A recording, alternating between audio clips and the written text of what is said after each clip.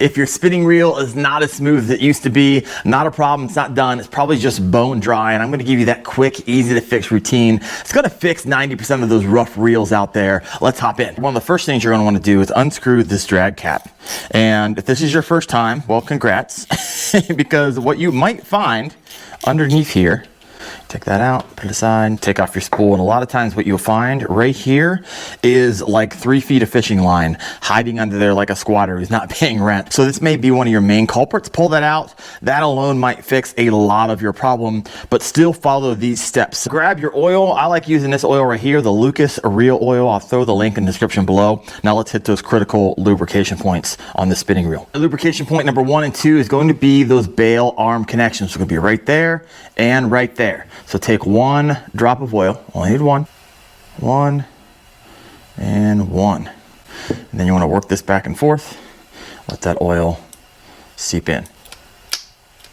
Second place you want to oil with 1 drop, it's going to be right here. 1, that's why I like Lucas Reel, because it has that nice applicator point. And so go ahead and work that in, spin that around. Lubrication point number 4 is going to be this line roller right here. Now there's 2 ways you can do this. One, there's a bearing right inside of this housing. And so put oil right there so it's smooth. And you take a rubber band and just kind of make sure that rolls back and forth. Kind of seep that oil into that bearing. Now, if you want to, you can just take a small screwdriver and unscrew this, and then you can put the oil directly on that bearing because there's some tight tolerances in there, especially in those nicer made reels. Next up is going to be your spindle right there. So I don't know if you guys can see this really well, but this is actually lubed pretty well. They actually have factory grease on there, but you could put 1 drop of oil if you want to. Don't put a ton.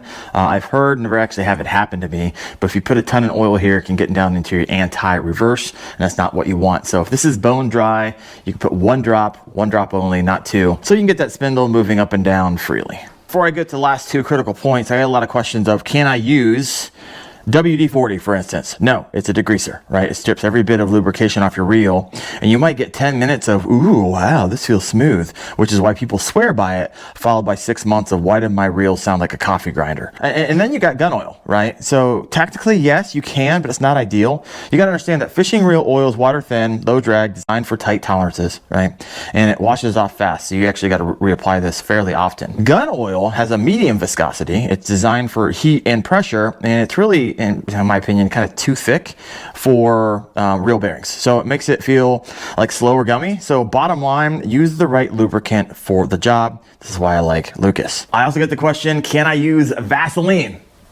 No. Vaseline destroys plastic, it swells rubber seals, and obviously it melts when it gets warm. So no, don't do it. And another one I get is, can I use silicone grease? I would skip it. Right? It repels water, but does like nothing for friction. It's basically like putting chapstick on your reel. So I know it's tempting to throw any lubricant out there, but do yourself a favor and get the right oil for the job. And like I said, I'll put the link in this one in the description below. Now, another question I get often is, how often do I need to do this? And it's not like a time-based, because my 3 months on the water might mean 60 days. Your 3 months on the water might mean 2 days in a sunburn. I have no clue. What I know is that you have to dial it in by feel. So lubricate these points whenever it just doesn't feel right. You gotta listen to your reel. The last couple spots, you're gonna take off your handle here. And so you basically just move that backwards, spin this off. Got that piece off. Sometimes that won't come off without first taking the cap off. It all really depends on your reel. But what you'll see right there, and right there, those are bearings, right?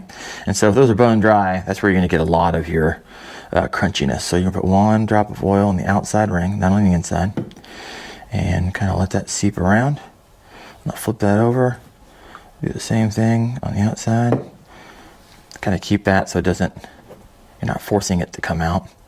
Tighten this back on right here. Snug, put the cap back on, snug, and work that in. Let it seep down that way, flip it over. Let that oil seep into that bearing. Oh yeah, there we go. And now something you don't want to overlook, right? So when you're putting your spool back on, putting your drag cap back on, I highly recommend setting your drag right now. Right? You don't want to get out there, think that you set the drag, and it happens. It happened to me. So make sure you set your drag at this moment, because you don't want to hook set and this thing goes and you're like, ah, crap, and you lose a nice fish because you went and lubricated your reel. So those are 7 lubrication points you can do fairly quick using this oil. However, if you want to go the next step, say you're doing this every year and you want to break open this casing, do some of that open heart surgery stuff, start putting some real grease where it belongs, well, that's a whole different video. I got that for you. You can check it out right there. Thanks for watching, guys. See ya.